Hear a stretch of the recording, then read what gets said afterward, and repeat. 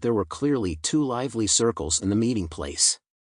One circle was centered around Tu Yunlai, the head of the operations department. He always dressed in military uniform, with half his face always covered by his collar, giving off an unfathomable sense of mystery. The other circle was the Reincarnation Squad circle led by Gao Changkong. Both circles have gathered quite a few people, and they are discussing how to get a share of Eclipse Moon's wealth, barely keeping their voices down. Minister 2, we will fully support you in this operation to surround and attack Eclipse Moon. Your abilities are obviously superior to those of the investigation team captains. If it weren't for that, how could you be given the most important task of defending Blizzard City? It's just that the investigation teams are more well-known. They don't really think that you are weaker than them, do they? This siege of Eclipse Moon is of great significance to the Jiangnan region. As a top combatant, you must step in to ensure the success of the operation. I will go speak to Commander Zhu. Tu Yunlai was surrounded by a few senior executives of Blizzard City. They included the heads of the administrative and financial departments, all of whom were dressed in suits. Tu Yunlai didn't say much, and his expression was as cold as usual, but he politely bowed his head to thank them. Gao Changkong, on the other hand, brought along his deputy captains, Jiushen and Gu Man. Compared to Tu Yunlai, he had a much larger circle of people. Gao Changkong was generally well-liked, being friendly and approachable. Moreover, among the lower and middle classes of Blizzard City, his voice carried the most weight. Except in the eyes of some women, he is slightly inferior to the super-rich second-generation Deng Shintong, and there are few people in the entire Blizzard City whose popularity can be compared to his. Captain Gao, you must bear the burden this time. I hope you can live up to your mission and successfully complete it. As long as you succeed this time, even if you come from a lowly background, you can rely on this achievement to rise up. With our support, you may even be able to enter the core of power in Blizzard City in the future. Gao Changkong looked embarrassed. You are joking, everyone. I, Gao Changkong, have no other thoughts. As a soldier, my duty is to protect the safety of the Jiangnan region and maintain the glory that belongs to the Jiangnan region. For this reason, I will mercilessly eliminate any enemy that comes to invade. His gaze was sharp as a sword when he mentioned Eclipse Moon. The representatives of the factions around him who supported him were very satisfied with his attitude and nodded with a smile. Zhang Yi and the others arrived early, so they found a place to wait. Gao Changkong suddenly noticed Zhang Yi was sitting behind him. Captain Zhang, long time no see. Zhang Yi stared at Gao and replied. Long time no see, Captain Gao. Zhang Yi and the others arrived relatively early, so they found a place to wait. Before long, Bai Li Changqing arrived at the venue. As soon as he saw Zhang Yi, he hurried over to say hello. Hey, there's my captain. Why are you sitting here? Bai Li Changqing came over with a smile, then affectionately put his arm around Zhang Yi's shoulders. Zhang Yi sat there looking a little lonely. At least compared to the popular Gao Changkong and Tu Yunlai, he didn't look impressive at all. Zhang Yi gave a faint smile. Everyone likes to burn hot stoves. No one likes to stir up cold rice. Even if I, a foreigner from the outer city, take on the position of captain of the Tengu team, it's unlikely that I'll be looked upon favorably by the bigwigs in Blizzard City. Bai Li Changqing rubbed his chin. There's nothing we can do about it. There will always be a strict chain of command and a deep-seated sense of hierarchy. As a mutant from the outer city, you are looked down upon by most people in Blizzard City. You are even looked down upon by Gao Changkong, who came from the bottom of Blizzard City. Let them think what they want. Zhang Yi shrugged nonchalantly. By the way, Bailey, who do you like better? Zhang Yi's mouth curled up into a meaningful smile as he looked at Bai Li Changqing with a smile. Bai Li Changqing's gaze wandered between the two circles, looking at Tu Yunlai and then at the popular Gao Changkong. He sat next to Zhang Yi and whispered, both of these people have submitted a request for battle to Commander Zhu, hoping to lead the operation to encircle and attack Eclipse Moon. But it seems that the Reincarnation Squad has a slightly better chance, because the Yan Yunwei needs to defend Blizzard City, Even though Tu Yunlai is very strong and has the ability to direct large-scale battles, he is still needed to protect the safety of the higher-ups. So if I have to choose between these two, I would vote for Gao Changkong. Yang Xinxin suddenly spoke coldly. Are these the only two people you've chosen? Bai Li Changqing froze for a moment. Then he saw Zhang Yi's meaningful smile and realized that he had overlooked Zhang Yi. But could Zhang Yi be the leader of this operation? Bai Li Changqing laughed. Zhang Yi, come on, will you? You're not that kind of person. Bai Li Changqing knew Zhang Yi and knew that he was not the kind of person who liked to fight for fame and fortune. If he could, Zhang Yi would rather stay at home and do nothing than get involved in any task that did not concern him. After laughing, he said leisurely, what's more, you're from the outer city. I don't mean to look down on you, but in Blizzard City, people do have this kind of xenophobia.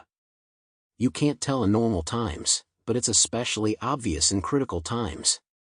He shrugged. Wasn't that the same in your Tianhai city in the beginning? Zhang Yi laughed and said, if you say so, then so be it. Soon after, Zhu Jing arrived at the venue with Lan Xincheng and Sun Lushuan. Everyone immediately fell silent and greeted Zhu Jing. Zhu Jing waved to them in return and then told them to sit down. Everyone looked expectantly at Zhu Jing, waiting for him to announce the person in charge of the third encirclement plan. And the power structure of Blizzard City would also change as a result. Both Tu Yunlai and Gao Changkong had an expectant look in their eyes. Zhu Jing went to the front of the stage and began his speech. First, he summed up the reasons for the failure of the previous two encirclement and suppression plans and did some self-reflection.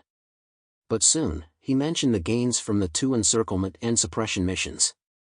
Here, I want to praise one person in particular. That is Zhang Yi from Tianhai City. During the second encirclement mission, he single-handedly killed 4 members of Eclipse Moon and saved the face of the Jiangnan region. Because of this outstanding achievement, as well as Zhang Yi's personal courage and loyalty to the Jiangnan region, I have decided to form a new temporary investigation team with the Black Robe Investigation Squad and the Heavenly Investigation Squad as the sources. It will be named Tengu, and Zhang Yi will be appointed as the captain of the investigation team. As soon as these words were spoken, there was a flurry of discussion. However, the expressions on everyone's faces did not show too much surprise. This news had long been rumored among the higher-ups. Everyone also understood that such a new force was indeed needed. And Zhang Yi had experience fighting against Eclipse Moon and had achieved excellent results, so it was reasonable for him to be the captain.